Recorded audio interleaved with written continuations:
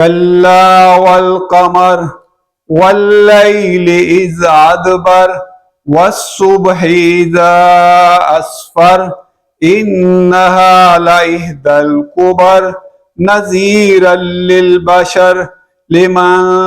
شاء منكم أن يتقدم أو يتأخر كل نفس بما كسبت رهينة إلا أصحاب اليمين في جنات يتساءلون عن المجرمين ما سلككم في سقر قالوا لم نك من المصلين ولم نك نطعم المسكين وكنا نخوض مع الخائضين